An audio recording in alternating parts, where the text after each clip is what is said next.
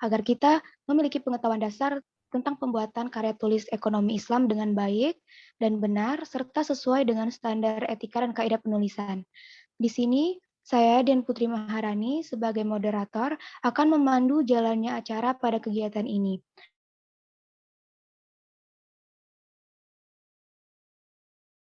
Untuk itu, marilah kita buka acara ini rohim. Selanjutnya, pembacaan tilawah yang akan dibacakan oleh Fadil Rahmat. Kepada Saudara Fadil Rahmat, dipersilahkan. Bismillahirrahmanirrahim. Assalamualaikum warahmatullahi wabarakatuh.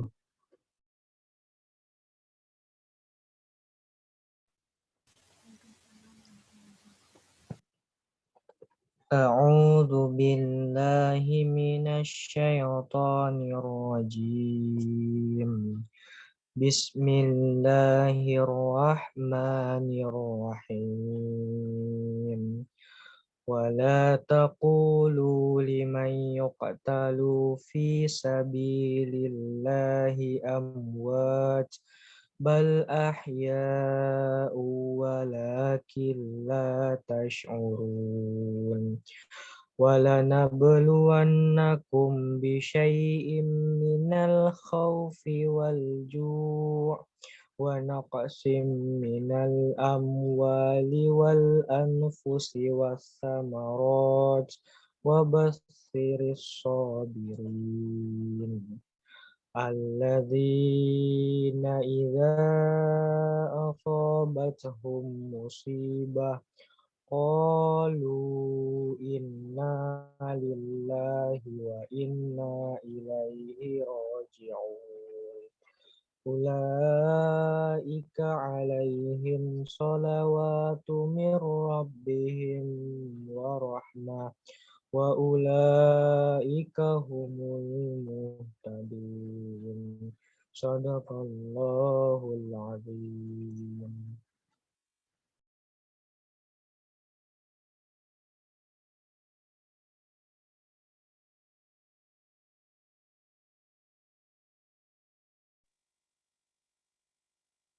Sadaqallahul azim, semoga yang membaca dan mendengar mendapat pahala dari Allah Subhanahu wa taala. Selanjutnya pembacaan doa yang akan dibacakan oleh Saudara Rian Adi Saputra. Oleh karena itu, kami persilahkan. Bismillahirrahmanirrahim. Assalamualaikum warahmatullahi wabarakatuh. Agar acara kita pada malam ini berjalan dengan lancar, marilah kita tangan kita berdoa kepada Allah Subhanahu wa taala agar dilancarkan dan diberi berkah oleh Allah Subhanahu wa taala. A'udzubillahi minasyaitonir rajim. Bismillahirrahmanirrahim. Hamdan yuafi ni'amahu wa yuqafi mazidah. Ya Rabbana lakal hamdu kama yangi lil jali wajhikal karimi wa anzul sultanik. Allahumma salli ala sayyidina Muhammad wa ala ali sayyidina Muhammad. Ya Allah, ya Tuhan kami yang maha agung, pada malam ini kami melaksanakan acara BOKSI FKSI 2021 dengan memohon ridho dan izin-Mu. Berkahilah semua langkah dan perbuatan kami, dan jadikanlah acara ini sebagai ibadah kami, dan berikanlah ilmu yang bermanfaat bagi kami. Ya Allah, jadikanlah pertemuan ini sebagai perkumpul yang Engkau rahmati. Tuntunlah kami ya Allah, agar acara ini menghasilkan pemikiran dan bermanfaat bagi kehidupan kami, serta dapat kami aplikasikan secara nyata dan berkelanjutan. Ya Allah, ya Wahid, Engkau yang maha satu dan mempersatukan, perkuatkanlah persatuan kami. Jangan Engkau biarkan ada perpecahan di antara kami. Ya Allah, ya Rahman, hidupkanlah kami dalam cahaya rahmat dan keimanan-Mu. Matikanlah kami dalam ibadah terbaik kami. Ya Allah, yang mujib, Engkau yang maha mengabulkan doa, perkenalkanlah doa kami dan permohonan kami. Rabbana atina fid dunya hasanah wa fil akhirati hasanah wa qina azabannar. Walhamdulillahi rabbil alamin. Assalamualaikum warahmatullahi wabarakatuh. Waalaikumsalam warahmatullahi wabarakatuh. Selanjutnya, pemberian kata sambutan yang akan dibacakan oleh Ketua BOKC kepada Kak Febriansyah Hidayatullah, dipersilahkan. Oke, baik. Suaranya udah kedengeran belum ya? Udah, Kak. Pak. Udah, Kak. Bismillah, Assalamualaikum warahmatullahi wabarakatuh. Waalaikumsalam Waalaikumsalam warahmatullahi warahmatullahi wabarakatuh. Alhamdulillah, alhamdulillahirabbil alamin. Wassalatu wassalamu ala asrofil anbiya wal mursalin wa ala alihi wa sahbihi ajma'in. Asyhadu an la ilaha illallah wa asyhadu anna Muhammadan abduhu wa rasul la nabiyya ba'dah. Oke, baik ya. Yang pertama dan yang paling utama gitu ya. Marilah senantiasanya kita mengucap syukur gitu atas kehadirat Allah Subhanahu wa taala yang mana pada malam ini gitu ya. Pada hari ini bahkan pada detik kali ini kita masih dapat merasakan gitu begitu banyak nikmat yang masih sempat gitu kita rasakan pada saat ini. Baik itu nikmat sehat, nikmat sempat, terlebih lagi nikmat iman serta nikmat Islam gitu ya. Yang mana tidak banyak gitu yang dirasakan oleh umat-umat yang lain gitu. Maka dari itu marilah senantiasa kita mengucap syukur dengan serendah-rendahnya syukur dengan mengucapkan alhamdulillahirabbil alamin. Kemudian sholawat serta salam tak lupa pula gitu ya. Senantiasa kita hadiahkan, senantiasa tercurahkan kepada Nabi Allah gitu ya. Uswatun hasanah, sebaik-baiknya umat, sebaik-baiknya pemimpin gitu. Nabi Muhammad SAW. Allahumma sholli ala sayyidina Muhammad wa ala ali sayyidina Muhammad. Semoga gitu ya dengan senantiasanya kita mengucap sholawat kepadanya gitu. Senantiasa berusaha mengikuti sunnah-sunnahnya. Semoga kita dapat istiqomah gitu ya sampai akhir nanti dan di akhirat nanti kita dapat mendapatkan syafaatnya. Amin amin ya robbal alamin. Oke, yang terhormat gitu ya kepada Kak Kanza gitu ya selaku pemateri pada webinar pelatihan KTEI gitu ya, karya tulis ekonomi Islam gitu ya, yang mana insya Allah udah membersamai kita di sini gitu ya. Nanti tidak banyak gitu ya yang ingin saya sampaikan pada kesempatan kali ini gitu ya. Mungkin hanya sekedar mengingatkan gitu ya pada kita semua bahwasanya karya tulis ini sangat penting gitu ya. Terlebih lagi kita sebagai mahasiswa gitu. Di luar dari karya tulis ekonomi Islam, karya tulis ini sendiri sangat penting bagi kita. Karena kenapa? Di akhir tugas kita gitu ya, selaku mahasiswa itu ada yang namanya skripsi gitu. Jadi kalau kita sudah terbiasa gitu ya, membiasakan diri untuk membuat karya tulis, baik itu karya tulis ekonomi Islam, karya tulis ilmiah, karya tulis yang lain gitu ya, baik esai ataupun yang lainnya. Kalau kita sudah terbiasa akan hal itu, insya Allah kita tidak akan keberatan nantinya pada saat pengerjaan tugas akhir kita gitu. Harapannya untuk teman-teman peserta gitu ya, di webinar malam kali ini tetap mengikuti dan menimba ilmu dengan maksimal gitu ya, karena insya Allah akan disampaikan langsung juga oleh pemateri kita yang luar biasa dan sudah siap gitu untuk memberikan materinya gitu. Dan nanti juga dimanfaatkan kalau seandainya pun dari panitia menyiapkan sesi diskusi gitu ya. Diharapkan untuk dimanfaatkan, digali lagi gitu ya terkait apa yang belum jelas ataupun yang belum paham gitu. Ya mungkin itu saja gitu ya sedikit dari saya gitu selaku pembaca sambutan yang pertama gitu ya. Saya akhiri. Assalamualaikum warahmatullahi wabarakatuh. Waalaikumsalam warahmatullahi wabarakatuh. Waalaikumsalam warahmatullahi wabarakatuh. Terima kasih kepada Kak Febriansyah selaku Ketua BOKC atas kata sambutannya. Selanjutnya di sini sudah hadir pemateri kita yang luar biasa, yaitu Kak Kansa Fairuz Syarifatul Husna. Beliau merupakan lulusan sarjana ekonomi Universitas Gadjah Mada dengan predikat cum laude.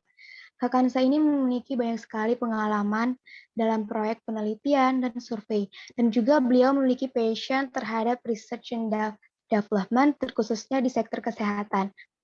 Bukan hanya itu loh teman-teman, beliau sekarang juga bekerja di Bank Indonesia sebagai Research Fellow at Statistic Department. Keren sekali ya. Untuk di organisasinya, Kak Kansa diamanahi menjadi Badan Pekerja Nasional Forum Silaturahmi Studi Ekonomi Islam atau Bapernas POSEI sebagai Project Manager Survei Nasional Literasi Keuangan Syariah. Sepertinya teman-teman di sini udah nggak sabar banget Kak untuk dengar langsung penjelasan materi dari pemateri kita. Kepada Kak Kansa, kami persilahkan. Oke, terima kasih Dian buat kesempatannya dan juga teman-teman panitia. Bismillahirrahmanirrahim. Assalamualaikum warahmatullahi wabarakatuh. Waalaikumsalam warahmatullahi wabarakatuh. Innalhamdulillah nahmaduhu wa nasta'inuhu wa nastaghfiruh wa na'udzu billahi min shururi anfusina wa min sayyiati a'malina may yahdihillahu fala mudilla lahu wa may yudlil fala hadiya lahu. Asyhadu an la ilaha illallah wa asyhadu anna Muhammadan abduhu wa rasuluhu la nabiyya ba'dah. Alhamdulillah amin ya, saya dipertemukan dengan teman-teman dari Bengkulu ya ini ya, benar kan? Sebelumnya saya minta maaf dulu sebesar-besarnya. Jadi ceritanya gini. Jadi ceritanya saya tuh kemarin minta reschedule karena ada acara lain. Nah, terus kemudian setelah saya reschedule itu saya ingatnya itu kita itu ketemunya Ahad malam gitu. Jadi saya tadi tuh masih ngisi acara di KC saya di Save UGM, terus habis itu baru sadar pas diingetin sama yang menghubungin saya kalau malam ini gitu. Terus habis itu jadi mohon maaf banget ini saya pakai PPT lama gitu. Jadi karena niatnya itu buat PPT malam ini gitu. Terus habis itu ternyata malam ini ya. Jadi terus akhirnya tadi saya ngisi di sebelah juga saya cepetin gitu. Terus habis itu bisa alhamdulillah masih bisa kesini juga gitu sama teman-teman kayak gitu. Jadi nanti mohon maaf ya kalau misalnya di PPT-nya masih event yang lama di UIN Jakarta gitu karena kurang lebihnya juga permintaannya sama gitu dengan teman-teman. Jadi saya samakan aja gitu untuk materinya. Dan insya Allah semoga berguna. Kalau misal teman-teman ada yang udah pernah ikut sama sesi saya di UIN Jakarta, ini kurang lebih akan sama kayak gitu. Kalau belum ya alhamdulillah berarti saya bisa share ilmu yang baru sama teman-teman. Nah oke. Karena kita mostly akan membahas terkait ini ya pengenalan karya tulis ekonomi Islam kayak gitu. Nah ini salah satu spesialisasi ya. Maksudnya saya tuh sering banget dimintain tolong sama teman-teman KC, teman-teman regional gitu untuk ngisi perihal ini kayak gitu. Karena biasanya gitu ya ketika teman-teman mau memulai nulis kayak gitu, mau berkutat di penelitian karya tulis itu pasti kemudian kegalauan pertamanya, masalah utamanya yang paling pertama itu adalah saya nggak bisa mulai Kak, saya nggak bisa mulai, saya nggak bisa nggak paham saya tuh harus ngapain dulu, intinya tuh biasanya kayak gitu, bener kan valid ya. Nah gitu. Nah terus habis itu sebelum saya ngomong terlalu jauh nih, sebelumnya saya mau terima kasih dulu gitu ya sebagai Bapernas, sebagai perwakilan dari teman-teman keilmuan nasional gitu, mengucapkan terima kasih banget teman-teman dari KSI ya, itu sudah mau memulai untuk belajar penelitian kayak itu. Saya sedikit cerita dulu ya karena malam-malam gitu kalau nggak pakai cerita kan kayak ngantuk ya. Nah, jadi saya tuh ceritanya saya tuh Bapernas 2 tahun ya, 2 periode. Sebelumnya saya sama Presaan. Nah, ketika itu kita itu merintis yang namanya research camp itu harus ada di semua regional. Jadi sebelum Masaan itu Presnas Helwani itu udah merintis ada research camp, tapi waktu itu cuma berlangsung di 1 atau 2 regional aku nggak lupa, tapi yang jelas nggak banyak gitu. Kemudian mulai di Presaan itu semua regional tuh wajib gitu. Nah kemudian waktu itu sempat muncul ini ya keraguan-raguan gitu di dalam diri saya, karena mungkin ya Mas semua regional itu tuh bisa ngelakuin research camp kayak gitu. Ya mau nggak mau kita harus ngambil langkah intinya kayak gitu. Nah kemudian setelah berjalannya waktu kayak gitu, ketika di masa kepemimpinan Faris Eko yang sekarang ini, alhamdulillah gitu, saya itu benar-benar sering banget gitu ya, sering banget dapat undangan diminta untuk ngisi terkait pelatihan riset kayak gitu ya. Ada yang memang bentuknya sekali seperti webinar kayak gini, ada yang kemudian bentuknya pelatihan terus menerus kayak gitu ya. Harapannya mungkin KSI kalau saya nebak ini mungkin tahun pertama yang bikin kayak gini. Nah terus itu nanti tahun selanjutnya mungkin teman-teman bisa bikin yang namanya kayak rangkaian pelatihan kayak gitu, karena yang namanya rangkaian pelatihan riset itu biasanya dulu itu tuh benar-benar hanya sedikit sekali kasih yang bisa bikin kayak gitu. Karena apa? Karena as simple as orang-orang itu tidak familiar dengan pentingnya teman-teman buat karya tulis itu sejak dini kayak gitu. ya udah bikin karya tulis pertama dan terakhir kalinya dalam hidup itu adalah skripsi, mostly seperti itu. Nah, sekarang yang saya bahagia banget gitu ya di kepengurusan kali ini itu adalah teman-teman itu sudah banyak banget yang kemudian aware bahwa ini tuh penting kayak gitu. Maka sekarang itu saya sering banget kemudian diundang di mana-mana dan saya merasa senang gitu. Kenapa saya diundang di sini gitu. Saya merasa senang karena saya ngerasa bahwa wah apa sih impian kita bersama gitu dari teman-teman FOSEI nasional di 2019-2020 tuh kayak sedikit demi sedikit tuh kayak kelihatan realisasinya gitu. Bahwa teman-teman kemudian sudah mulai tertarik, sudah mulai pengen belajar kayak gitu. Itu adalah one step closer gitu ya. Kalau bahasanya Christina Aguilera, one step closer gitu. Nah, perkara nanti kemudian teman-teman setelah belajar ini bisa langsung buat atau mungkin ada yang bisa buat tapi maksudnya masih banyak kekurangan itu nggak masalah. Tapi ketika teman-teman udah mulai kemudian aware, oh yang namanya kaji ekonomi Islam itu bukan hanya kajian fikih aja gitu, tapi juga kajian penelitiannya itu seperti apa. Jadi harapannya kedepannya semuanya itu bisa berkembang bersama-sama kayak gitu. Oke gitu ya. Nah kemudian sekali lagi saya minta maaf, jadi ada beberapa poin-poin di dalam tor yang nggak akan saya tulis di slide tapi akan saya sampaikan juga kayak gitu. Yang pertama adalah ketika kita bicara karya tulis secara umum ya, jadi saya nggak spesifik di ekonomi Islam gitu. Karya tulis itu kenapa sih penting gitu ya? Tadi udah sempat disinggung sama ketua KC-nya gitu kalau yang namanya karya tulis itu sangat penting karena apa? Karena as simple as teman-teman mahasiswa itu pasti kemudian teman-teman itu butuh yang namanya mengerjakan skripsi untuk lulus gitu ya. Gimana teman-teman mau lulus kalau nggak pakai skripsi? Pasti pakai skripsi. Jadi suka nggak suka, mau nggak mau, teman-teman itu ada di dalam sistem di mana teman-teman itu harus buat karya tulis. At least 1 kali seumur hidup kayak gitu. Kalau lebih banyak lebih baik gitu, cuman paling enggak 1 kali seumur hidup kayak gitu.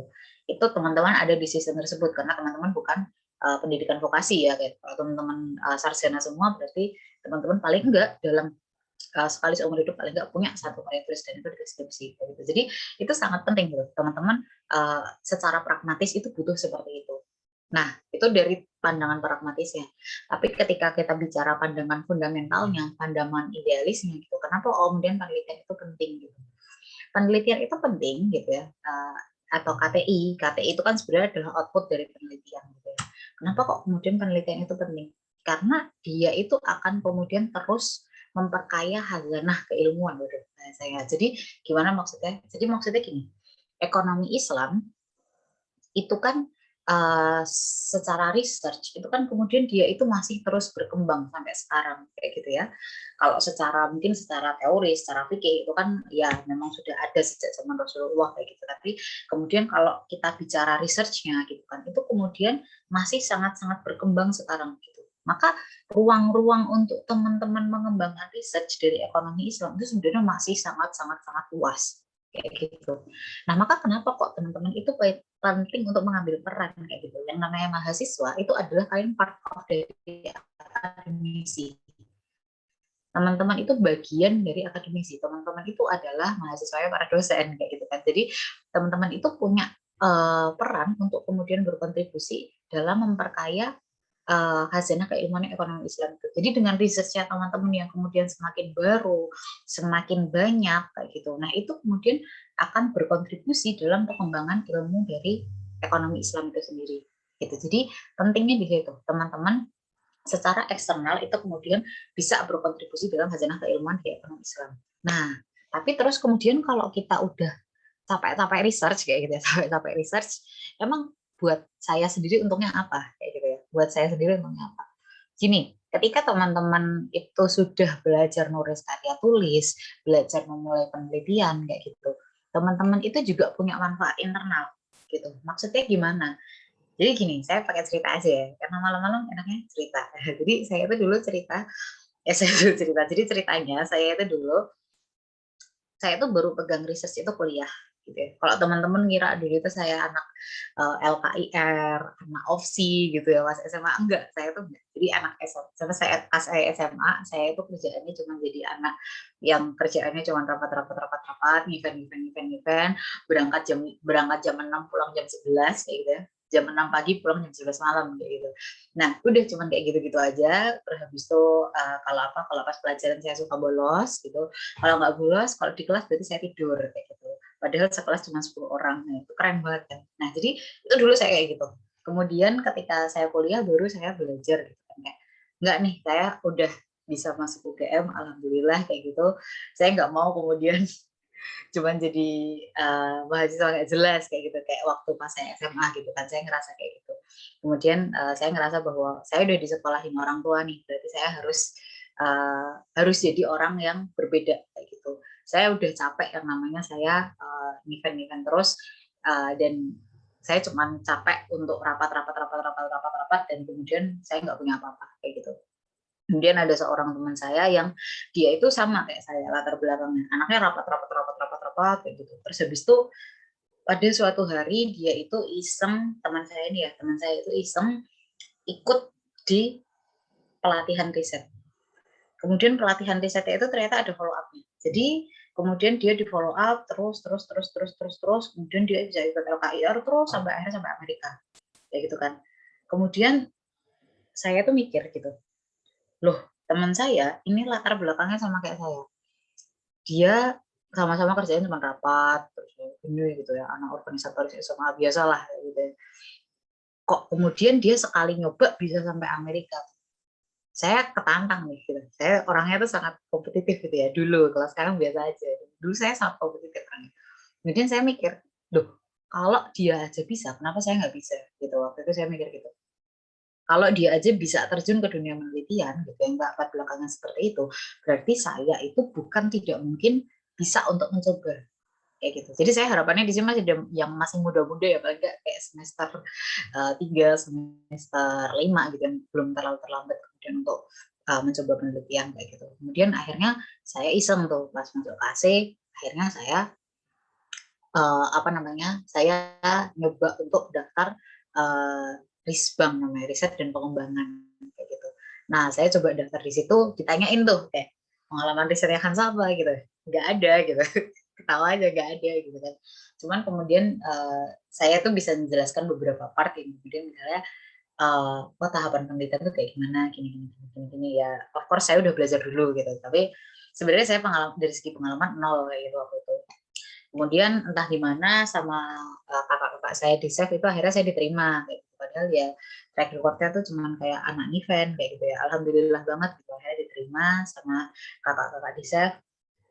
Akhirnya udah tuh, padahal teman-teman saya kayak ada latar belakang paling enggak at least pernah bikin kepenulisan apa-apa gitu. Saya dulu tuh kalau SMA lomba itu paling cuma olimpiade, bagian pencet-pencet doang kayak gitu. Nah kayak gitulah. Jadi intinya adalah teman-teman tidak akan pernah terlambat kalau teman-teman mau nyoba kayak gitu. Teman-teman ketika mau nyoba emang mau bener-bener kayak gitu, maka teman-teman itu akan selalu punya kesempatan. Jadi saya mau ceritain itu aja kayak gitu intinya. Nah, kemudian apa yang kemudian saya dapatkan gitu dari belajar riset sejak saya tuh di semester 1 kuliah.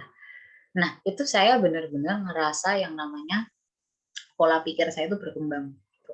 Maksudnya gimana? Maksudnya ketika saya itu kemudian belajar research itu kan kemudian ketika teman-teman itu belajar research dengan baik, itu teman-teman akan selalu banyak rasa penasarannya, akan punya rasa kritisnya kayak gitu.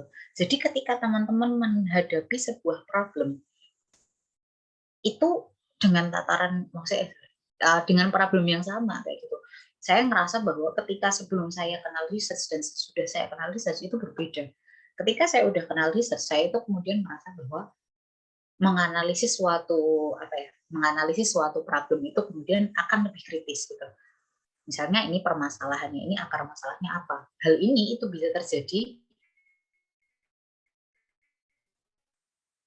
kan kadang-kadang kalau misalnya dong gitu. Apakah benar kamu hanya kesandung aja kayak gitu. Nah, ketika kamu udah jadi researcher gitu, itu kemudian muncul gitu. Nggak mungkin orang tiba-tiba jatuh hanya kesandung aja. Oh, ternyata dia sambil main HP gitu. Oh, dia sambil telepon-teleponan sama pacarnya. Nah, kayak gitu. Jadi kemudian akan yang namanya satu alasan itu nggak akan pernah cukup gitu. Nah, bahkan sampai sekarang gitu ya, saya tuh misalnya sama partner kerja saya gitu. Misalnya saya bilang, wah ada masalah nih kayak gini. Nah, nanti probabilitas dampaknya itu adalah 1, 2, 3, 4. Kalau nggak kayak gini, kemungkinan pertama nanti kita bisa kayak gini nih. Nah, kalau itu nggak terjadi, nanti akan seperti ini. Nah, teman-teman akan terbiasa menganalisis dengan hal apapun gitu.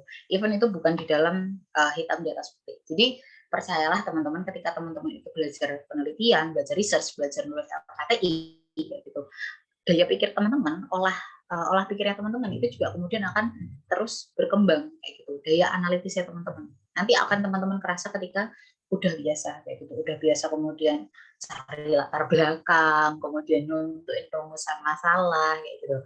Kalau udah kayak gitu, kemudian saya yakin kebawa ke dunia nyatanya kayak gitu. Daya kritis teman-teman itu akan meningkat. Oke, saya baru di slide 1. Ngomong berapa menit nih, slide 1 gitu. Oke, kita lanjutin ya. Nah, itu kayak saya tadi juga ngomongin urgensi ya, kalau ngomongin urgensi kayak gitu ceritanya. Semoga teman-teman bisa terinspirasi dari kisah yang udah jelas ini. Gitu. Oke, lanjut. Nah, di sini kan kemudian teman-teman minta sistematika penelitian itu kemudian biasanya itu seperti apa kayak gitu. Nah, ketika kemudian teman-teman nulis kita sebelum bicara sistematika ya, itu adalah kita bicara gimana kemudian kita menulis penelitian gitu. Karena itu menurut aku little bit tricky ya gitu. Gimana kemudian kita nulis penelitian, baru kemudian kita tuh di dalam penelitian kita itu udah apa aja. Oke, nah di sini gitu ya, di sini teman-teman itu akan ketika mau nulis penelitian itu saya selalu menganalogikan, sorry ya kalau ada yang kemudian dulu udah pernah ikut ya cara saya analoginya sama bosan gitu, mohon maaf. Nah, kita misalnya mau bicara, kita mau bikin Nah, kita mau bikin sebuah sambal kayak gitu ya.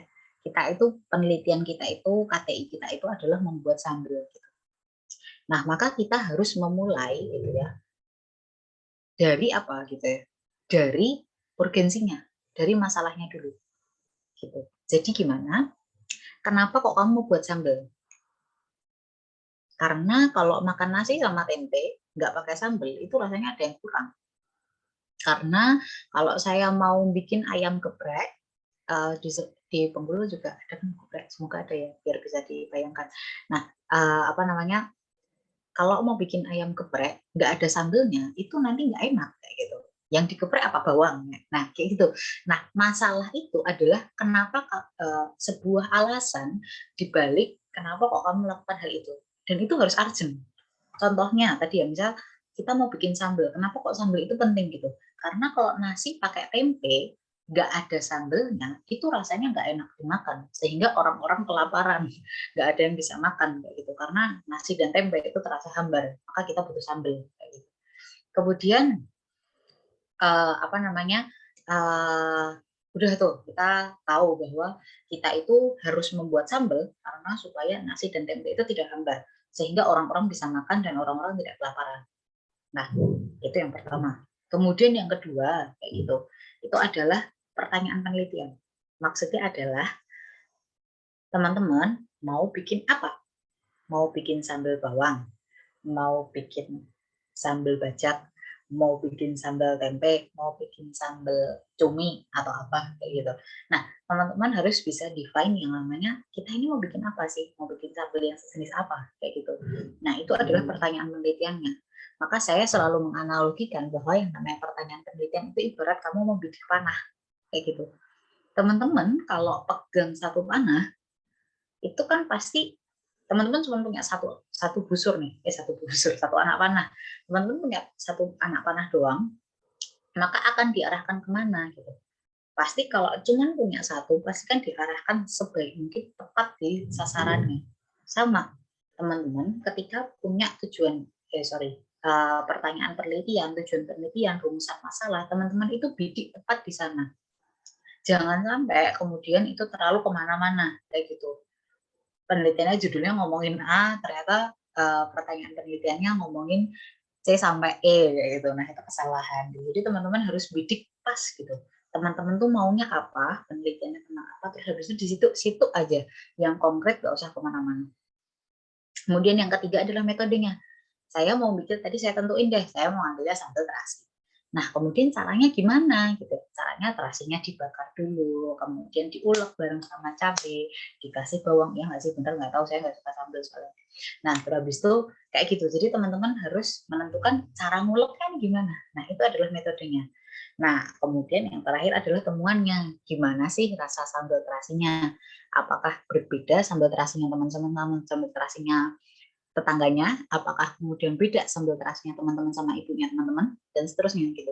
Itu adalah apa yang didapatkan dari apa? Dari pengulekan sambal itu tadi. Gitu. Jadi itu adalah temuan atau hasil. Nah, ini itu adalah komponen utamanya. Tapi gitu ya, tapi nanti ketika kita bicara di dalam KTI itu nanti masih ada beberapa komponen lain, misalnya kayak literatur review, kemudian juga ada sistemnya metode dan data kayak gitu. Cuman nyawanya yang selalu saya bilang nyawanya itu adalah 4 ini kayak gitu. Nah, kemudian kita lanjut nih. Ketika kita mau mulai kayak gitu ya. Kadang waktu itu saya pernah dapat sebuah pertanyaan lucu. Kak Kansa, kalau saya mau mulai penelitian, itu saya mulai dari judulnya dulu atau mulai dari mencari referensi dulu. Waktu itu saya ditanyain kayak gitu. Kemudian saya jawabnya dengan sambil ketawa, saya bilang saya nggak milih dua-duanya. Kayak gitu. Kenapa? Karena saya selalu milih bahwa kamu itu milih topik dulu. Gitu. Milih topik, it's not the same with milih judul. Gitu. Percaya nggak percaya, saya itu skripsi saya itu punya judul itu ketika saya mau sidang. Jadi sebelumnya saya nggak pernah punya judul. Tapi saya tahu apa yang saya inginkan gitu loh. Jadi ibarat kata yang namanya topik itu adalah wajahnya, judul itu make up-nya. Nah, kalau teman-teman make up-an nggak pakai wajah kan nggak bisa. Tapi teman-teman pakai wajah nggak pakai make up kan bisa. Nah, itu bedanya. Jadi topik itu adalah wajahnya teman-teman. Teman-teman harus punya wajahnya dulu baru didandanin. Nggak bisa dandan dulu, yang didandanin apa. Nah, kayak gitu. Jadi namanya judul itu sebenarnya terakhir nggak masalah. Gitu. Yang penting teman-teman tahu ini penelitiannya tentang apa. Karena judul itu make up. Kayak gitu ya. Nah, tapi nanti kita akan bicara juga terkait judul gitu. Supaya make up-nya cantik, make tepat gimana. Gitu. Nah, oke, nah kemudian kita milih topiknya gimana? Karena ini adalah step pertama teman-teman gitu ya. Mulai langkah teman-teman itu adalah dari pemilihan topik. Nah, caranya seperti apa? Yang pertama itu adalah meningkatkan awareness terhadap permasalahan yang ada di sekitar kita. Make sure ketika teman-teman memilih topik, memilih masalah, permasalahannya tidak outdated. Outdated itu apa maksudnya? Outdated itu artinya sudah kelewat, udah nggak zaman, masalahnya sudah selesai. Gimana caranya mengatasi inflasi pada tahun 1966? Nggak ada yang butuh kayak gitu, karena itu sudah selesai. Kayak gitu. Jadi teman-teman ketika milih topik itu jangan kemudian jangan kemudian teman-teman itu menyelesaikan, jangan sampai teman-teman itu memilih topik yang kemudian itu sudah tidak urgent lagi untuk dibahas kayak gitu. Bagaimana cara menyelesaikan krisis tahun 98? Kita nggak ada yang butuh gitu, karena krisis sudah selesai kayak gitu kan. Contohnya gitu.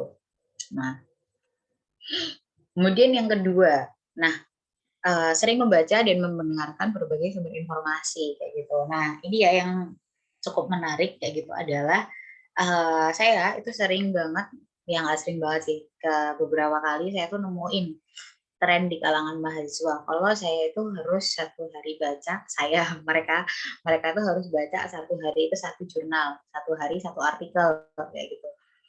Saya sangat-sangat tidak merekomendasikan ya. Karena apa? Karena ketika teman-teman itu start dalam mau mulai belajar bikin penelitian, teman-teman punya tren seperti ini, itu adalah tren yang membebani. Maka saya bilang bahwa ketika teman-teman mulai penelitian, jangan mulai sesuatu dengan beban. Mulailah itu dengan kesenangan, mulailah itu dengan kebahagiaan. Jangan sampai mulai itu teman-teman udah terbebani dulu. Baca artikel, baca jurnal, itu saya bilang bahwa itu adalah sesuatu yang berat. Harus jujur saya itu baru bisa baca artikel itu semester 5. Jadi ketika teman-teman kemudian ada yang semester 1, semester 3 gitu ya. Ini ganjil kan ya. Sorry banget. Nah, ketika teman-teman ada yang semester 1, semester 3 bilang, "Kak, saya tuh belum bisa baca artikel, saya belum bisa baca jurnal." Maka jawaban saya adalah apa? Wajar. kayak gitu. Karena apa? Karena menurut saya yang namanya baca artikel jurnal itu berat gitu loh. Saya bukan menormalisasi gara-gara saya baru bisa baca semester 5 ya.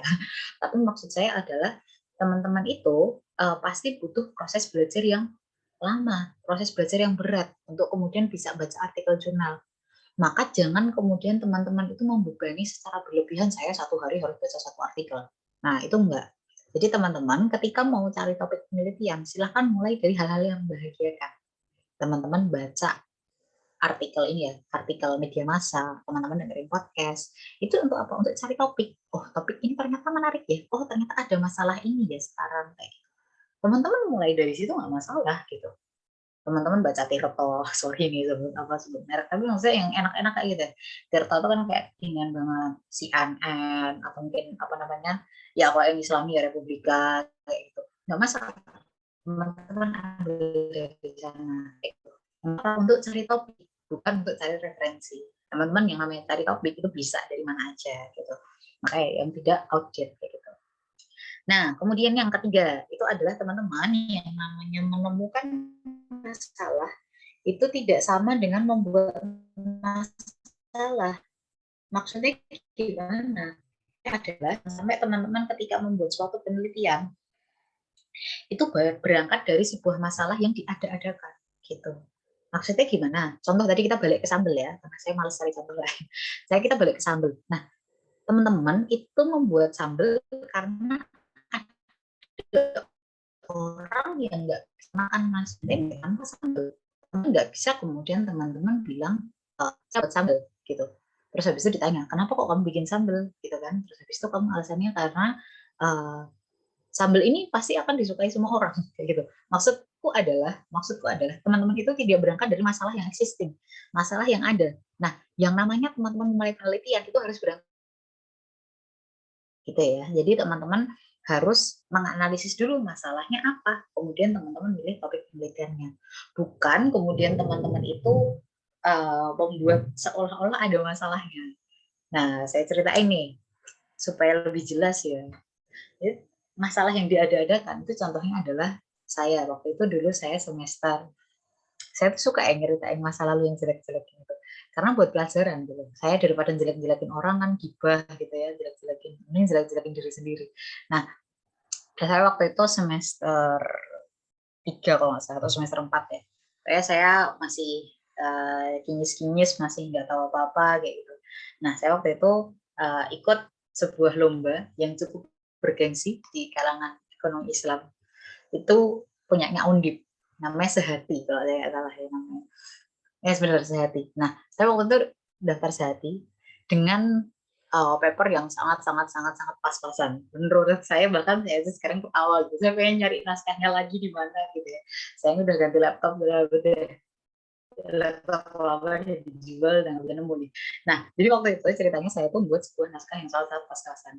Kenapa? Waktu itu kan saya belum bisa paper empiris ya. Jadi waktu itu saya masih pakai paper inovasi. Kemudian saya itu berangkat dengan saya pengen bikin aplikasinya dulu. Gitu. Saya bikin sebuah aplikasi yang intinya itu bisa membantu petani untuk misalnya mengetahui harga jual, kemudian untuk mengetahui harga jual, terus habis itu juga untuk manage keuangan atau apa kayak gitu. Intinya itu adalah aplikasi untuk petani kayak gitu, gampangannya gitu ya. Nah, kemudian saya itu beralasan bahwa banyak petani-petani itu yang kemudian membutuhkan hal tersebut gitu, karena petani-petani itu gampangannya suka ditipu tengkulak kayak gitu.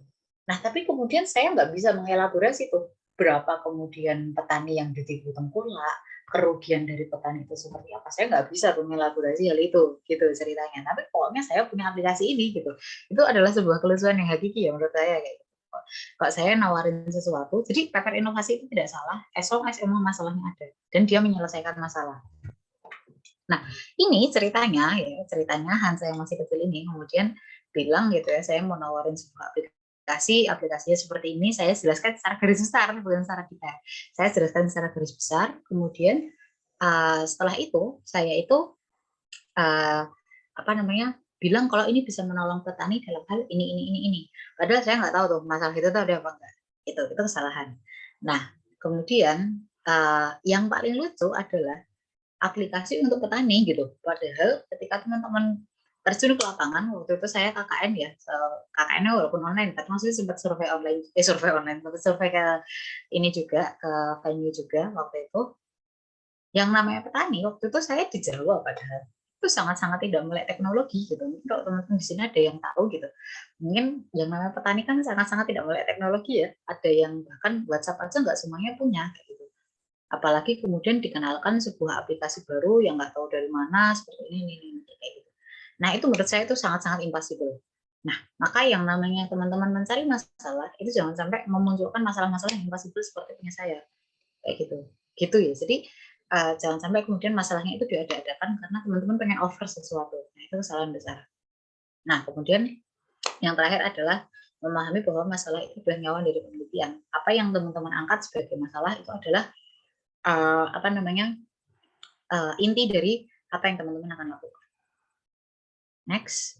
Oke, nah ketika teman-teman memulai KTI gitu, ada beberapa kesalahan-kesalahan yang fundamental tapi sering dilakukan oleh mahasiswa. Jadi saya tuh beberapa kali suka nge-review penelitian anak-anak mahasiswa atau mungkin nge-review skripsi, bantuin gitu ya, atau nge-review KTI, nge-review apa gitu lah. Nah, saya tuh sudah mengumpulkan nih beberapa kesalahan-kesalahan yang sering terjadi. Yang pertama adalah topiknya tidak spesifik. Maksudnya gimana? Maksudnya adalah contohnya aja langsung gitu ya. Misal kayak punya saya tadi ya, itu waktu itu sudah aplikasinya namanya integrasi untuk aplikasi terintegrasi sistem pertanian untuk meningkatkan kesejahteraan petani di Indonesia demi mencapai Indonesia Emas tahun 2045. Nah, itu mau aplikasinya atau mau ke upaya peningkatan kesejahteraan atau kemudian mau perwujudan Indonesia 2045. Nah, itu kemudian tidak spesifik kayak gitu. Nah, ini yang salah gitu. Jadi jangan sampai kemudian teman-teman itu ketika mengajukan topik itu tidak spesifik dan malah justru kemana-mana kayak gitu. Nah, kemudian yang kedua, nah ini kita tadi sempat saya janjiin ya, judul itu tidak representatif. Nah, contohnya adalah judul itu selain ibarat makeup tadi ya, teman-teman judul itu ibarat payung. Jadi kalau teman-teman pakai payung ketika kehujanan, itu kan payung itu nggak boleh kebesaran dan nggak boleh kekecilan. Kalau teman-teman kekecilan, maka payungnya akan tidak berguna, teman-teman akan kehujanan. Tapi ketika payungnya kebesaran, akan oleng, teman-teman keberatan. Kayak gitu kan. Jadi payung itu kan kemudian harus disesuaikan dengan ukuran teman-teman. Coba bayangin adiknya teman-teman, ponakannya teman-teman, anaknya enggak ya, ponakan atau mungkin adiknya teman-teman yang masih kecil-kecil, 3 tahun, 4 tahun, teman-teman kasih tuh payung-payung bank yang besar-besar ya, biasanya payung bank hadiah bank kayak gitu. Atau mungkin payung supermarket tuh kan biasa besar-besar kayak gitu. Coba teman-teman kasih ke mereka. Pasti kan mereka keberatan. Terus coba sekarang payungnya adik-adiknya teman-teman kayak gitu ya, yang lucu-lucu, ada gambarnya kucing-kucing kayak gitu, yang kadang payungnya ada kupingnya kayak gitu ya, lucu-lucu gemes kayak gitu. Coba kasihin ke bapaknya teman-teman. Apa nggak kehujanan beliau? Mesti teman-teman mah diamuk, lu piye? Sorry Pak bisa.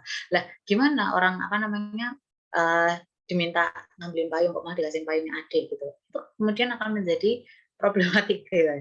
Nah, jadi teman-teman ketika nyari judul itu harus pas kayak gitu. Teman-teman kalau saya bicara nih cewek-cewek ini sangat ya, teman-teman ketika milih make up kan kemudian harus disesuaikan shade-nya.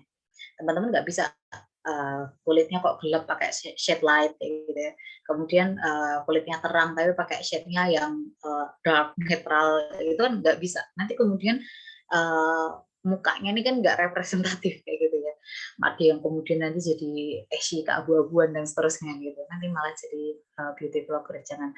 Nah, jadi teman-teman itu kemudian harus nemuin yang pas kan semuanya kayak gitu. Nah, sama judul itu judul itu memang harus catchy, harus menarik kayak gitu ya. Judul itu menentukan salah satu penentu pembaca itu mau melanjutin baca penelitian kamu apa enggak, mau baca KTI kamu apa enggak. Juri kayak gitu ya, juri dari lomba kayak gitu. Teman-teman akan dia mau baca, dia semangat excited untuk baca atau enggak itu tergantung sama judul kamu. Tapi juga judul kamu jangan clickbait gitu. Kamu bukan wartawan gitu. Jadi judul kamu juga jangan clickbait, jangan terlalu melebih-lebihkan gitu. Ibarat kata kayak payung tadi lah. Payung itu kemudian harus menarik, tapi juga jangan kemudian kehilangan fungsinya. Malah jadi bikin keberatan atau malah bikin tetap kehujanan. Kayak gitu. Kemudian yang ketiga, latar belakang itu berisi tulisan yang tidak koheren dan kohesif. Jadi ini penyakit banget, biasa banget. Itu seringnya adalah mahasiswa itu pengen latar belakangnya panjang. Nah, jadi terus habis itu cuma templok semuanya ditulis tuh. Nah, nggak boleh kayak gitu. Nah, seharusnya itu adalah ketika teman-teman nulis latar belakang, yang namanya paragraf emas itu sangat penting. Jadi paragraf pertama itu kalau bisa udah to the point ngomongin topik kamu. Gitu. Jadi jangan kemudian ngomonginnya ini adalah gitu ya. Jadi misal gini, misal teman-teman membahas wakaf tunai kayak gitu ya. Misal membahas wakaf tunai, penerapan wakaf tunai di Provinsi Bengkulu kayak gitu. Nah, teman-teman itu silakan paragraf pertama itu udah ngomongin wakaf tunai. Jangan ngomongin wakaf adalah. Apalagi wakaf sejak zaman Rasulullah, itu skip banget ya. Jangan sampai kayak gitu. Jadi ketika teman-teman mau ngomongin wakaf tunai di penerapan wakaf tunai di Provinsi Bengkulu, teman-teman di paragraf pertama itu udah harus paling jelek itu bahas wakaf tunai. Kayak gitu. Jangan sampai bahas wakaf adalah. Gitu. Apalagi wakaf di zaman Rasulullah. Kayak gitu. Itu salah besar. Saya jadi pengen saya coret semua gitu ya. Nah, itu jadi kemudian jangan terlalu kemana-mana dengan alasan pengen panjang, pengen tebel dan seterusnya. Jadi saya pesen sama teman-teman juga kalau teman-teman bikin event lomba atau apa yang mengumpulkan suatu karya tulis kayak gitu, saya sangat-sangat menyarankan nggak ada minimal halaman kayak gitu. Karena ketika teman-teman pasang minimal halaman, biasanya penyakitnya mahasiswa itu adalah macam-macam. Gitu. Jadi tolong banget kalau teman-teman membuat lomba, membuat seleksi, membuat apapun gitu, tolong untuk jangan dibiasakan ada minimal halaman gitu. Karena apa? Karena ya sebenarnya nggak masalah, aturan itu nggak salah. Cuman biasanya implikasi dari aturan itu ke mahasiswa adalah pengen manjang-manjangin. Iya, benar atau betul kayak gitu. Betul. Karena saya juga pernah ada di posisi itu. Oke, nah kemudian latar belakang itu terlalu general sama kayak tadi. Jadi pengen semuanya itu terlalu dimulai terlalu jauh kayak wakaf adalah gitu ya. Nah, kemudian nggak jelasin kenapa kok masalah ini penting untuk diselesaikan, penting untuk dibahas. Kenapa tadi nasi dan tempe itu harus dibuatkan sambal, itu harus dijelaskan dengan baik. Kemudian pertanyaan penelitiannya terlalu banyak kayak gitu. Tadi saya baru aja nge-review punya anak-anak kayak gitu. Mereka pertanyaan penelitiannya 3 kayak gitu. Dan 3 itu nggak ada yang nyambung. Kemudian saya bingung. Ya, terus habis itu saya bilang bahwa teman-teman punya 3 pertanyaan penelitian yang kalau saya jadi teman-teman ini udah jadi 3 judul penelitian. Nah, maka harus be spesifik, jangan terlalu banyak, jangan muluk-muluk kayak gitu. Kemudian yang terakhir itu adalah tidak menggunakan bahasa tulisan. Maksudnya gimana?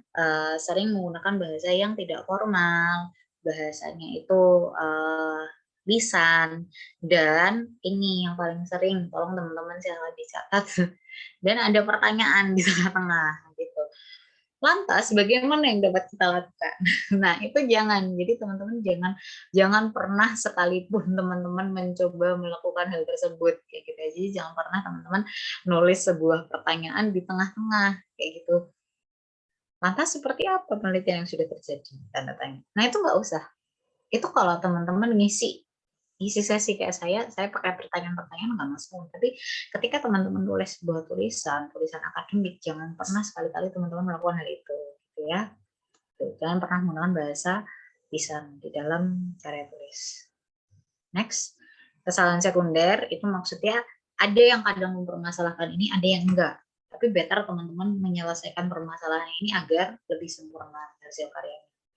Yang pertama, penyampaiannya itu nggak baik secara kebahasaan, misal banyak typo, terus kemudian konjungsinya salah, sedangkannya ada di awal kalimat, terus habis itu tetapinya ada di awal kalimat, itu nggak boleh kayak gitu. Ada dan di awal kalimat, itu nggak boleh.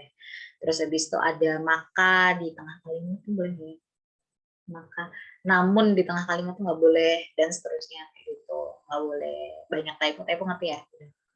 Terus habis itu apa sih? Sebentar ketutupan. Kalimatnya nggak efektif, panjang banget sampai 3 baris 1 kalimat, 4 baris 1 kalimat, 1 alinea 1 kalimat, dan lalu kayak gitu, nggak boleh. Kemudian yang terakhir bahasanya nggak formal. Nah, kemudian juga teman-teman bisa juga pakai bahasa yang nggak baku kayak gitu. Jadi ketika teman-teman mau nulis sesuatu, teman-teman ragu bukan kalimat sehari-hari, bahasanya cukup ilmiah, silakan cek di KBBI dulu, kbbi.kemdikbud.go.id kayak gitu. Habis itu juga misalnya apa nih yang coret-coret nih. Nah, terus misalnya kayak ada di tempat itu kan kemudian di spasi, terus kalau misalnya dibaca, dipukul, ditulis itu kan nggak pakai spasi, kayak itu juga diperhatikan. Yang selanjutnya adalah masukkan komponen yang tidak mendukung substansi tulisan. Nah, ini juga penting banget teman-teman. Jangan biasain ya, mungkin kalau dulu nggak apa-apa, pas SMP, SMA nggak apa-apa, tapi kalau kuliah jangan. Teman-teman jangan masukin gambar yang nggak relevan. Jadi yang namanya gambar, tabel, diagram itu adalah intinya itu adalah alat bantunya teman-teman untuk menjelaskan sesuatu. Jadi ibarat kata kalau teman-teman kayak mendongeng itu tuh alat peraga. Nah, ketika teman-teman mau dongeng nggak butuh alat peraga yang nggak usah dipakai kayak gitu sama. Jadi teman-teman jangan kemudian masukin diagram, tabel, gambar yang itu tidak teman-teman jelaskan di dalam tulisan. Itu nggak ada koherensinya, masukin aja biar nih saya punya data kayak itu, nggak boleh kayak gitu. Next, penyampaian idenya berulang sehingga susah dibaca.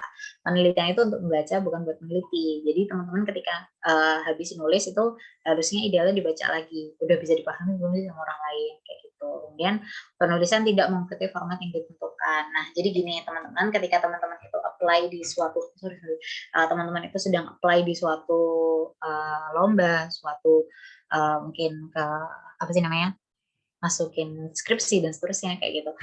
Kalau skripsi nggak sih, lomba sih terutama. Nah, lomba lombanya itu ramean gitu, maksudnya partisipannya tuh banyak. Nah, bisa jadi yang namanya panitia itu dia seleksi dari formattingnya dulu.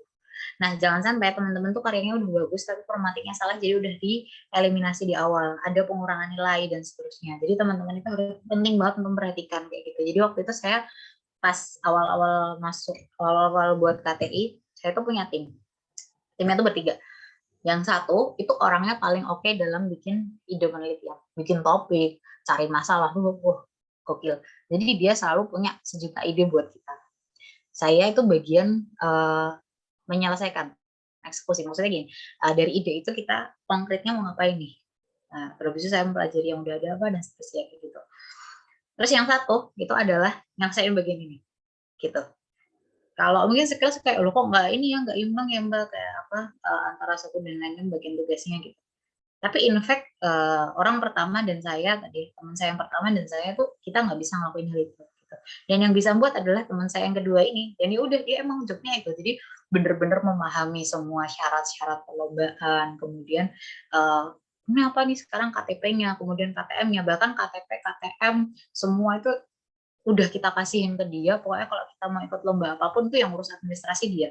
Kemudian nanti masalah margin, terus habis itu 1, 2, 3, 4 dan seterusnya itu benar-benar tadi diurus. Jadi saya ngasih tuh biasanya berantakan masih berantakan, kemudian lain spesinya nggak sama dan seterusnya, dia ngerapiin kayak gitu.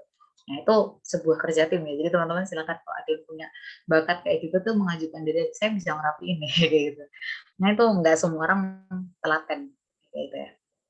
Next, maaf banget ini saya berceritanya ya, mohon maaf. Nah, terus itu, penelitian yang ideal itu seperti apa? Yang pertama adalah didasarkan pada permasalahan yang faktual dan aktual, permasalahannya ada dan masih hangat. Kemudian yang kedua itu dikembangkan dari penelitian yang sudah ada. Jadi penyakitnya mahasiswa adalah kadang-kadang bilang bahwa kak belum pernah ada nih kak yang meneliti kayak ini baru turun dari langit kayak gitu.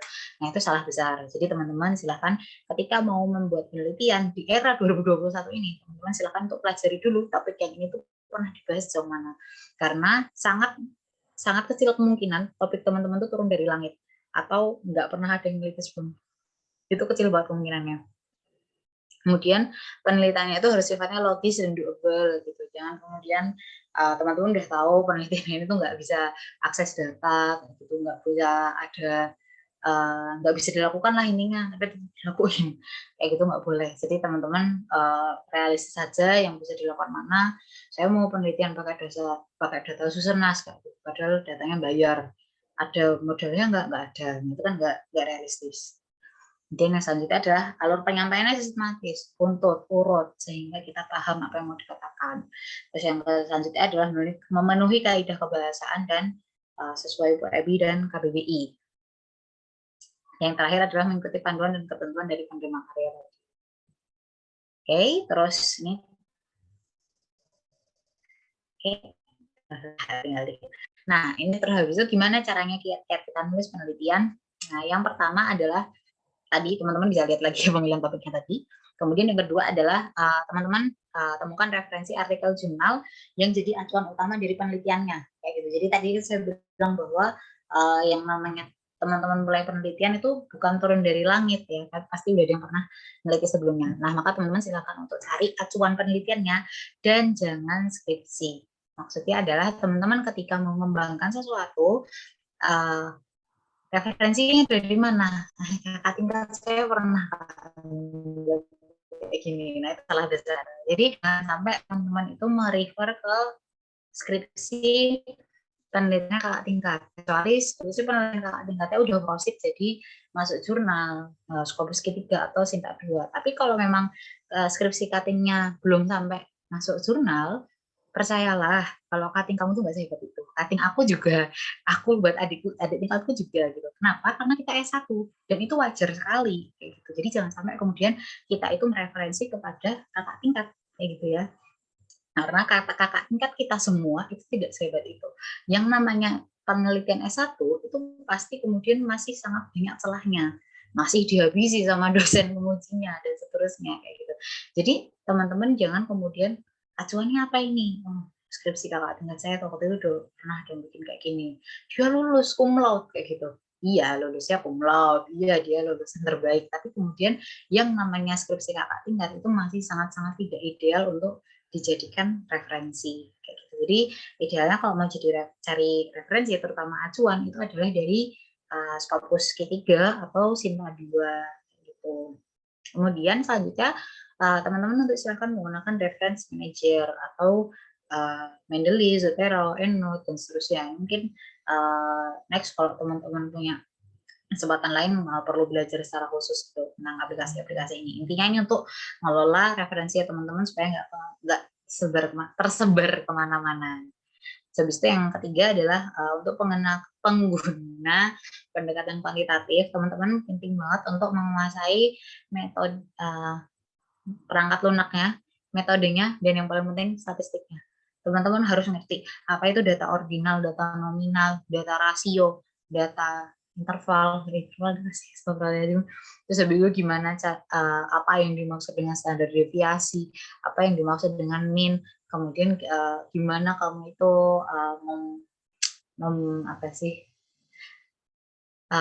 melakukan ANOVA, kemudian uji beda rata-rata, F statistik, sudah sampai panjang. Nah itu teman-teman harus tahu. Lalu teman-teman mau pakai kuantitatif. Tapi kalau teman-teman nggak mau pakai kuantitatif, nggak masalah, teman-teman nggak paham itu. Tapi ketika kuantitatif, teman-teman harus menguasai statistik, harus menguasai perangkat lunak lah datanya. Paling simple adalah Excel. Kalau nggak bisa Excel, mending kualitatif aja. Itu maksudnya teman-teman harus bisa basic regress, pakai Excel itu juga harus diminimal gitu. Next adalah buat outline atau draft diskusi. Jadi kalau teman-teman punya penelitian sendiri, berarti outline penelitian, coret-coretannya teman-teman itu harus selalu disimpan. Oke, saya mau buat ini. Oke, saya mau buat itu. Gitu. Kemudian harus disimpan terus. Nah, kemudian juga draft diskusi. Kalau teman-teman berkelompok, setiap diskusi catatannya harus disimpan. Karena apa? Karena kita manusia. Tempatnya salah dan lupa. Jadi biasa banget ketika teman-teman selesai diskusi itu terus kemudian suka lupa. Nah, maka teman-teman harus kemudian membiasakan dicatat. Saya sering banget dulu gitu. Jadi kayak kemudian kemarin kita bahasnya apa sih gitu. Ya kemarin terus habis ini poin-poin bahasannya apa aja dan seterusnya kayak gitu. Nah, itu penting banget kemudian dicatat. Jangan malas. Nah, kemudian yang selanjutnya adalah buatlah komitmen berfrekuensi untuk interaksi dengan penelitian. Nah, ini juga ya, jadi teman-teman jangan kemudian punya, bukan jangan ya, saya nggak merekomendasikan teman-teman itu punya prinsip 1 hari harus nulis. Tapi yang saya rekomendasikan adalah 1 hari harus pegang. Kayak gitu.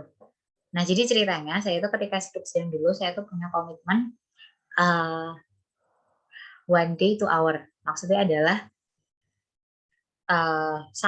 dalam satu hari saya itu minimal 2 jam itu pegang skripsi, bukan 2 jam progres skripsi. Karena apa? Karena ketika kamu maksain progres, bisa jadi ada masa di mana kamu tuh emang nggak bisa ngapa-ngapain, kamu cuma bisa pasrah. Kadang ada gitu. Nah, dan itu wajar gitu ya. Jadi teman-teman jangan kemudian insecure, minder ketika saya nggak bisa progres waktu itu gitu. Nah, jangan gitu. Tapi waktu itu saya punya komitmen 1 hari saya berinteraksi dengan skripsi 2 jam. Maksudnya gimana? Maksudnya misal saya ngeran data, hasilnya jelek, ya udah saya tuh hari itu saya cuma ngulang-ngulang terus ngeran data, diedit atau apa. Waktu itu saya misalnya saya nggak mood nih, nggak mood olah data. Kemudian saya milih untuk 2 jam itu saya bacain referensi. Jadi saya bacain referensi. Saya nggak mood, pernah juga. 2 jam saya buat downloadin referensi, pernah. Jadi 2 jam komitmen saya itu selalu saya bisa lakuin buat apa aja yang ada kaitannya sama skripsi. Bahkan percaya nggak percaya, saya juga pernah menghabiskan waktu untuk putus asa. Maksudnya gimana? Maksudnya saya buka Word-nya, kemudian saya, duh ngapain sih kamu tuh ngapain sih ngambil topik kayak gini gitu, kayak duh ini nulis lanjutin apa kayak gitu. Cuman saya tetap ngomong sama dia, saya tetap ngomong sama skripsi saya tetap lihat dia kayak gitu. Harapannya apa? Ketika 2 jam kamu punya interaksi, kamu nggak akan pernah lupa. Kamu akan selalu punya komitmen sama dia. Gitu. Jadi maksudnya kayak ya ibarat kata ya kayak orang punya hubungan sama pacar gitu. Mungkin ada yang pernah pacaran gitu. Semakin sering ketemu gitu ya kan, semakin sering ketemu kan kamu akan semakin kenal dia, akan kemudian semakin paham tentang dia kayak gitu. Sama gitu teman-teman ketika punya skripsi. Nah, maka teman-teman juga akan semakin sering kita interaksi sama dia. Kita buka event, kita nggak ngapa-ngapain, meskipun kita cuma domblongin sambil putus asa kayak saya kemarin gitu ya. Itu maka teman-teman masih punya interaksi sama dia. Teman-teman punya ikatan sama skripsinya. Oh, saya jadi tahu nih kesalahan saya di mana. Oh, saya tahu nih jadi yang bikin stuck di mana. Dan sambil berdoa siapa tahu tiba-tiba dapat wangsit gitu ya. Jadi kalau saya merekomendasikan bahwa yang namanya komitmen teman-teman itu bukan komitmen progres, tapi komitmen interaksi gitu. Progres itu bagian dari interaksi.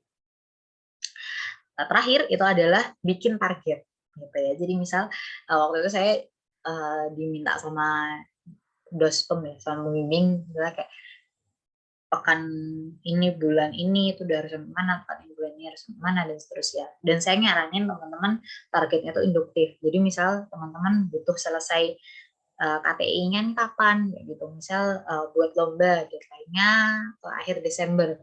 Oh berarti kalau akhir Desember deadline berarti pekan ketiga Desember udah jadi apa, pekan kedua Desember udah jadi apa dan seterusnya. Jadi ditarik dari belakang. Next. Ya terakhir nih, saya banyak banget nih ceritanya, mohon maaf banget ya, udah malam malah semangat lagi ceritanya. Nah kemudian baca kembali tulisan teman-teman. Jadi teman-teman untuk mengatasi tulisan-tulisan nggak nyambung, tulisan-tulisan aneh gitu, cara mengatasinya adalah baca lagi. Jadi ketika teman-teman udah nulis 1 alinea 2 alinea, berhenti, baca ulang. Udah bisa dipahami belum kira-kira gitu. Kayak gitu, itu meminimalisasi ada human error dalam teman-teman nulis. Kemudian yang selanjutnya adalah teman-teman bisa pakai Google Documents untuk ngecek typo.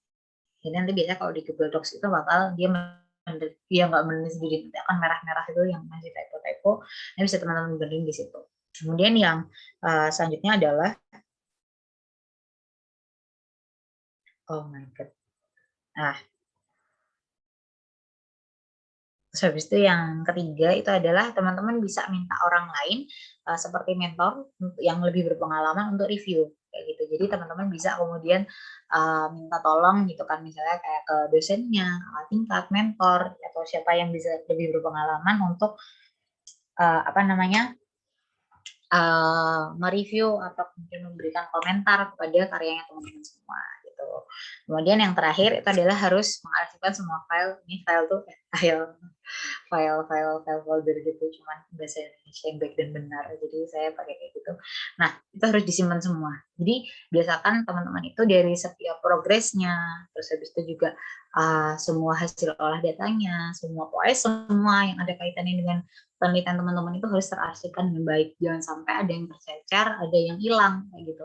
oh saya butuh version yang kapan nih, ternyata udah hilang dan seterusnya. Jadi teman-teman harus benar-benar arsipin itu semua di dalam satu folder dan make sure ada backupnya, apalagi kalau skripsi ya itu harus ada backupnya, jangan sampai kemudian hilang begitu aja gitu. Karena waktu saya pernah pengalaman kayak gitu, jadi saya lagi ngerjain skripsi, belum di backup tuh, ternyata RAM saya rusak. Untung nggak kenapa-kenapa, tapi kalau kenapa-kenapa kan nangis ya gitu. Nah, jadi jangan sampai teman-teman mengikuti jejak saya yang tidak benar itu gitu. Gitu aja dari aku, kayaknya udah habis deh. Next. Ya, benar udah habis. Ya, mungkin gitu aja sesi materi dari aku. Sorry kalau misalnya agak kepanjangan, kayak hampir sejam deh. Kayak gitu. Semoga apa yang sedikit ini bisa bermanfaat buat teman-teman semua. Aku kembalikan ke moderator. Wabillahi taufiq wal hidayah. Wassalamualaikum warahmatullahi wabarakatuh. Waalaikumsalam warahmatullahi wabarakatuh. Masya Allah, luar biasa sekali penjelasannya. Terima kasih Kak Kansa. Selanjutnya, kita akan masuk ke sesi tanya jawab. Kepada teman-teman, dipersilahkan untuk memberikan pertanyaan dengan menggunakan fitur raise hand atau room chat.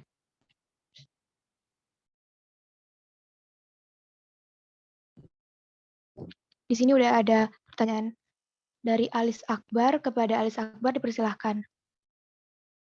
Baik, terima kasih moderator. Sebelumnya, Assalamualaikum warahmatullahi wabarakatuh. Waalaikumsalam warahmatullahi wabarakatuh. Izin Mbak Kansah, sebelumnya yang membuat saya menarik di sini untuk bertanya itu tadi Mbak menyinggung jangan pernah membuat untuk melaksanakan lomba membatasi halaman atau membatasi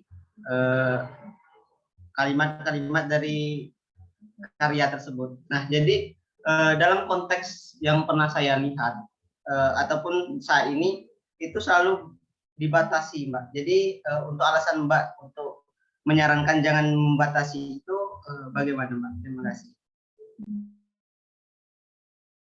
Oke, thank you pertanyaannya. Jadi tadi saran aku itu adalah ketika teman-teman jadi penyelenggara.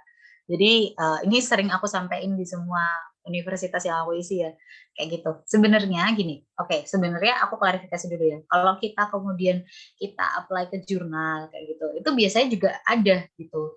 Tapi malah seringnya itu batasannya itu adalah batasan maksimum biasanya. Jadi ketika teman-teman ke ranah yang lebih profesional, one step ahead gitu ya, satu langkah lebih jauh, gitu biasanya malah justru yang dibatasi adalah maksimalnya. Jadi tidak boleh no more than 1500 words kayak gitu, no more than 5000 words. Nah biasanya yang dibatasi itu adalah banyaknya gitu. Nah saya nggak paham nih sebenarnya dari mana sanatnya gitu ya. Kadang-kadang mahasiswa itu bikin minimumnya. Jadi minimum naskah itu harus 20 halaman.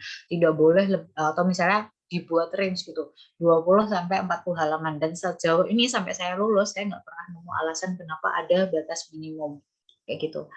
Nah, tapi mungkin ada at some points yang memang orang-orang itu kemudian punya batas kayak gitu. Maksudnya punya batas minimum untuk seperti itu gitu. Nah, hal ini itu yang kenapa kok saya selalu menyarankan udah jangan dibatasi.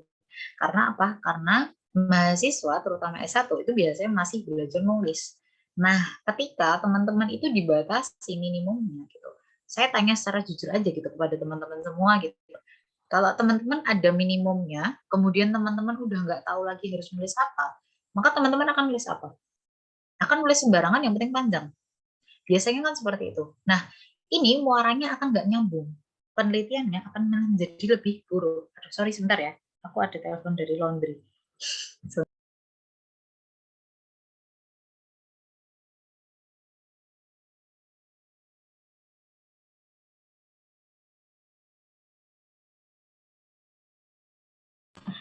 Sorry ya, aku minta 5 menit dulu. Nanti aku bakal balik lagi. Oke? Sorry ya, sorry.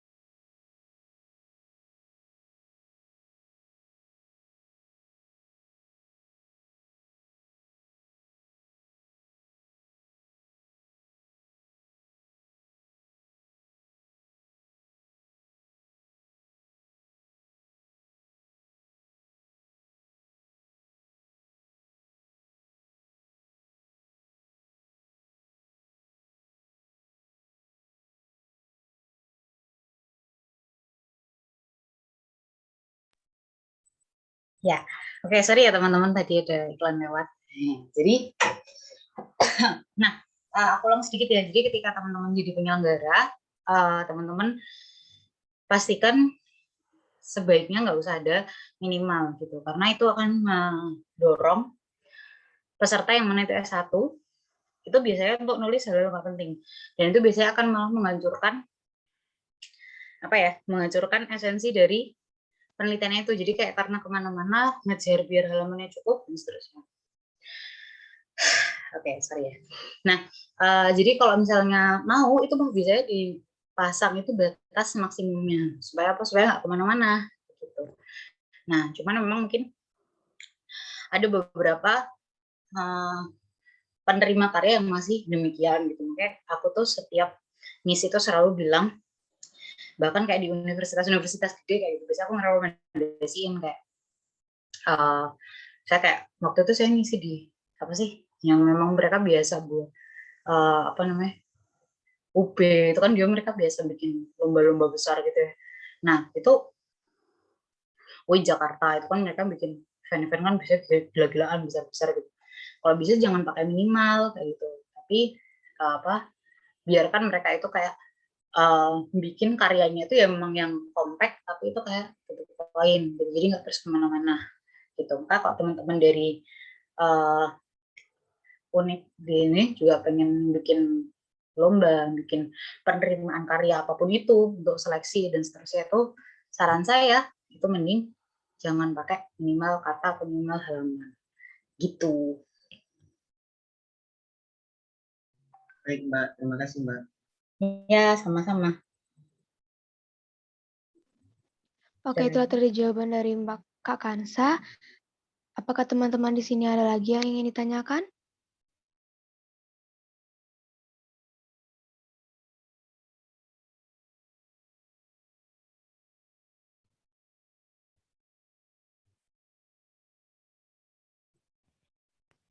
Izin nanya.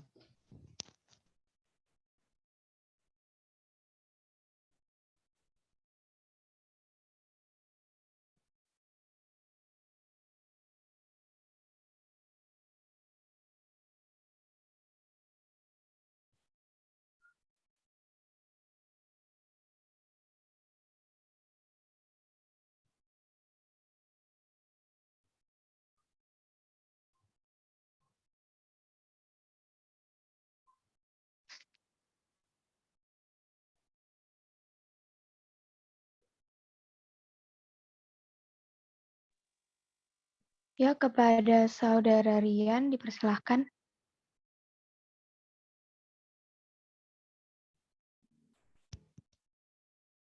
Terima kasih kepada moderator. Izin nanya Mbak. Sorry, suaranya kecil. Izin nanya Mbak. Ya, silakan. Kan kalau penelitian itu biasanya ada instrumen tuh Mbak. Nah, bagaimana sih cara mengetahui apakah instrumen yang kita pakai itu sudah valid atau tidak itu Mbak? Nah, dan juga bagaimana cara kita agar konsisten pada instrumen tersebut Mbak? Terima kasih. Oke, ya terima kasih buat pertanyaannya. Jadi gini, instrumen penelitian itu teman-teman menggunakan itu ketika datanya primer. Kalau data sekunder nggak usah pakai. Jadi teman-teman yang riset di data sekunder nanti diminta nulis instrumen penelitian, nggak ada. Instrumen penelitian itu buat data primer. Nah, tapi bisa kemudian dipakai kuantitatif maupun kualitatif. Kuantitatif untuk bikin nyebar kuesioner, kemudian juga bisa wawancara. Nah, gimana kemudian nentuin instrumen penelitian itu udah bagus apa belum? Nah, kalau nentuin instrumen penelitian udah bagus apa belum, itu adalah yang paling jelas adalah teman-teman harus piloting atau uji coba gitu. Teman-teman mungkin kemarin ada yang ngisi nggak ya? Aku jadi takut. Ada yang ngisi wakaf data literasi keuangan syariah. Nah, itu kalau teman-teman ada yang ngisi itu, sebelum kuesioner itu sampai ke teman-teman, kami dari Bappenas Keilmuan itu benar-benar piloting itu berkali-kali. Kita itu sampai punya 5 sesi piloting sama teman-teman Bappenas yang lain di luar keilmuan, sampai sekitar kita itu mengevaluasi 20 orang. Kalau saya nggak salah 20 atau 30 orang. 20 sampai 30 orang. 30 kayak. Nah, sampai 30 orang. Kemudian itu kita judulnya adalah uji instrumen. Maksudnya apa? Maksudnya kita melihat bahwa instrumen kita itu yang pertama. Jadi yang namanya uji instrumen itu bukan cuma validitas dan reliabilitas ya. Jangan kesekian validitas dan reliabilitas itu kan ketika teman-teman punya skala Likert. Tapi di luar skala Likert, teman-teman itu sebenarnya harus sangat-sangat harus uji instrumen. Maksudnya apa? Apalagi kalau teman-teman yang biasanya itu pakai pertanyaan-pertanyaan kuesioner dari jurnal luar negeri. Biasanya kan kemudian ditranslate ke bahasa Indonesia.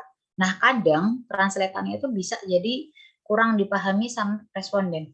Nah, maka yang namanya uji instrumen itu benar-benar memastikan satu, responden itu bisa paham apa yang kita maksud apa enggak.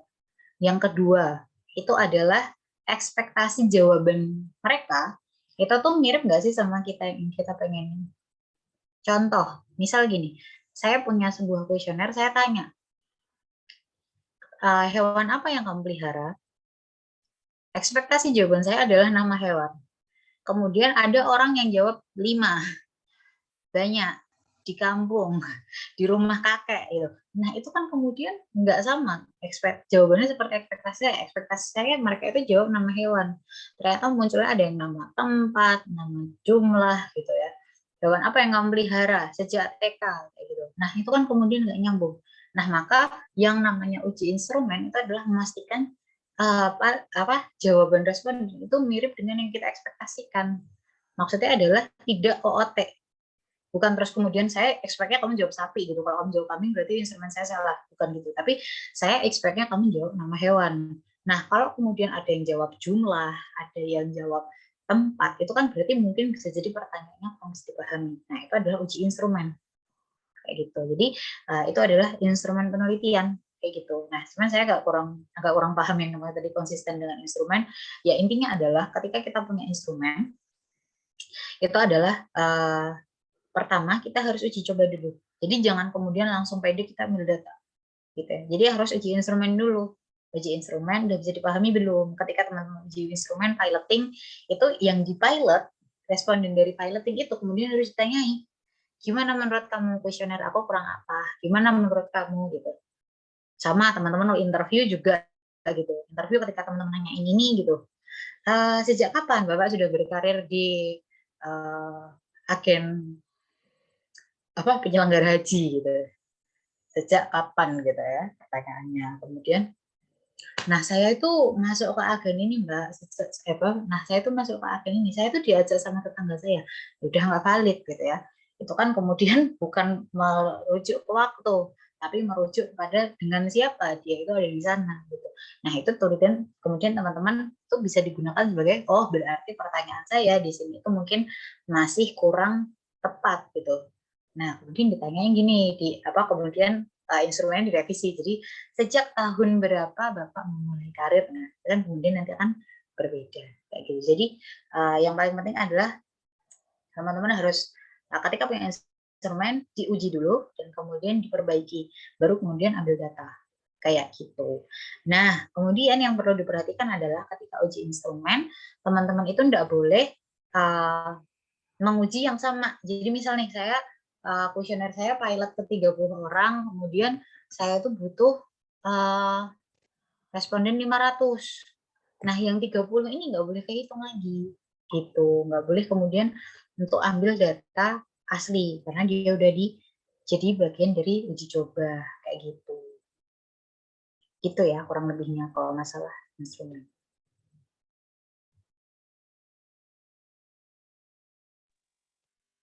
Baik, itulah tadi jawaban dari Kak Kansa. Apakah teman-teman di sini masih ada yang ingin ditanyakan?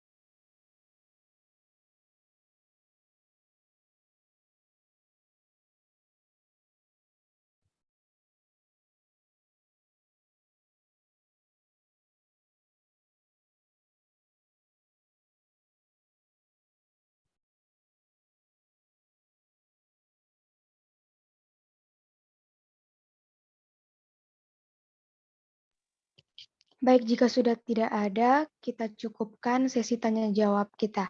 Selanjutnya penyampaian kesimpulan dari pemateri kepada Kak Kansa, kami persilahkan.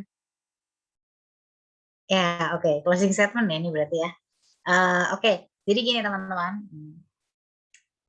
Ketika teman-teman memulai sebuah penelitian, memulai sebuah KTI, terasa berat, mungkin terasa susah, terasa kayak, aduh ini banyak banget nih standarnya bahkan saya berat banget, kalau harus kayak gini, harus kayak gitu, nggak boleh gini, nggak boleh kayak gitu. Yang namanya belajar penelitian itu pasti berat gitu. Teman-teman mulai pertama itu nggak akan pernah langsung bagus. Saya bisa jamin. Kalau teman-teman bisa langsung bagus, mungkin teman-teman bisa dapat otak dari Einstein kayak gitu. Kalau teman-teman mulai kemudian jelek, itu wajar banget gitu. Saya dulu pernah ya, saya ceritain saya pernah nggak lolos sesi presentasi, saya tuh pernah presentasi kemudian apa namanya dapat ranking paling bawah, saya udah jauh-jauh sampai Jakarta, waktu dari Jogja ke Jakarta, kemudian saya pulang dengan ranking 10/10, saya pernah kayak gitu, saya pernah segalanya gitu. Maksudnya saya pernah melalui pahit manisnya kayak gitu. Saya pernah juga ngerasain jadi waiting list, kemudian apa namanya udah naik, terus habis itu akhirnya saya mempertimbangkan nggak jadi datang karena takut kalah, itu udah pernah gitu. Nggak dipertimbangkan di waiting list juga pernah kayak gitu. Jadi teman-teman ketika mau mulai penelitian itu sangat-sangat wajar ketika teman-teman tuh nemuin hal kayak gitu. Maksudnya nemuin apa namanya menghasilkan hal yang tidak baik dan seterusnya begitu. Nah, tinggal teman-teman itu sekali gagal, sekali kalah, sekali salah itu apakah teman-teman mau langsung berhenti atau memperbaiki kayak gitu. Nah, maka ketika saya bilang dalam konteks penelitian yang namanya teman-teman pantang menyerah, teman-teman kemudian terus nyoba lagi, itu jangan sampai teman-teman cuma modal semangat gitu ya. Tapi juga teman-teman harus modal memperbaiki. Jadi ketika satu kali gagal, teman-teman harus nyoba lagi dengan perbaikan. Jadi jangan kemudian saya kalah, saya nyoba lagi, saya kalah, saya nyoba lagi, saya kalah, saya nyoba lagi. Kalau nggak pernah ada perbaikan, nggak ada gunanya. Tapi ketika teman-teman kalah sekali, teman-teman salah sekali, teman-teman memperbaiki dan memperbaiki dan mencoba lagi, memperbaiki dan mencoba lagi. Nah, itulah nanti teman-teman akan sampai pada progres yang baik. Teman-teman akan naik satu anak tangga, dua anak tangga, dan sampai pada puncaknya.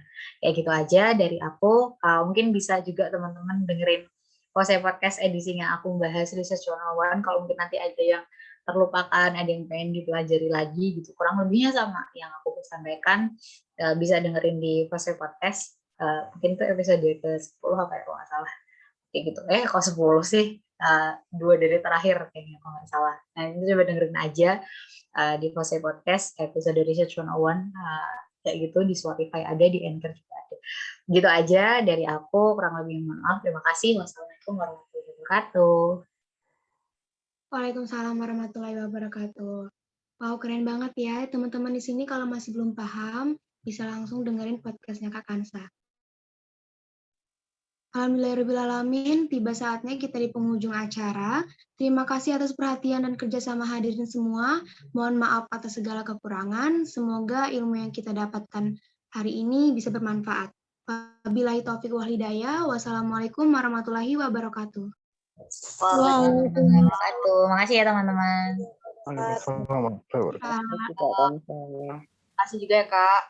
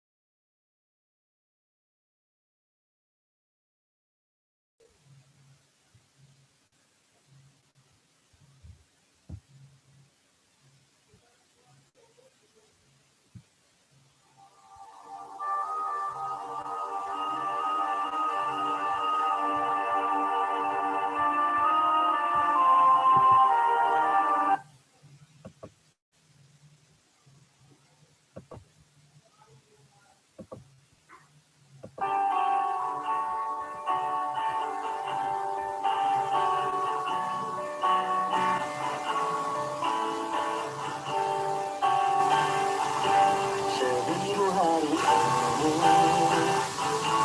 birunya bagai langit terang benderang.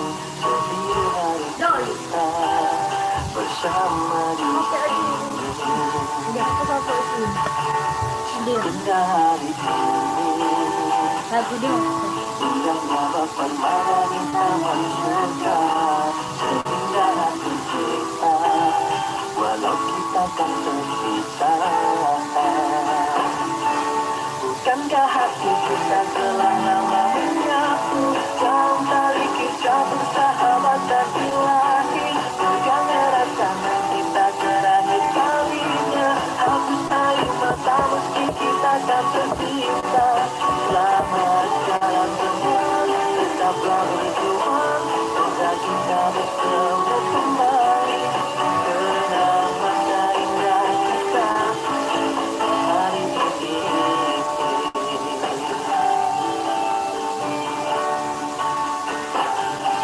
Seindah hari ini, hati kita indahnya berpermana di taman surga. Seindah hati kita, walau kita kan terpisah.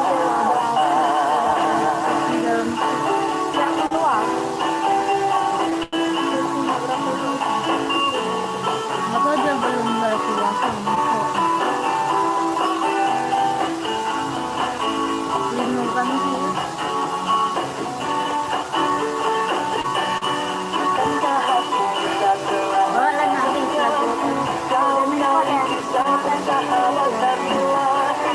Pegang erat tangan kita terakhir kalinya. Hapus air mata meski kita kan terpisah. Selamat jalan, tetaplah berjuang hingga kita bertemu kembali. Kenang masa indah kita hari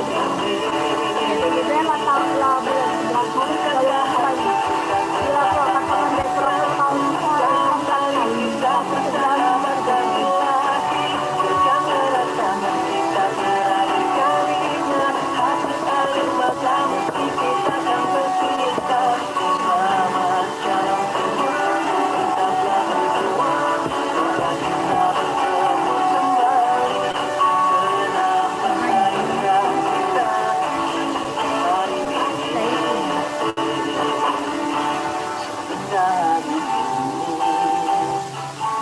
Indahnya berpermana di taman surga. Seindah hati kita, walau kita kan terpisah.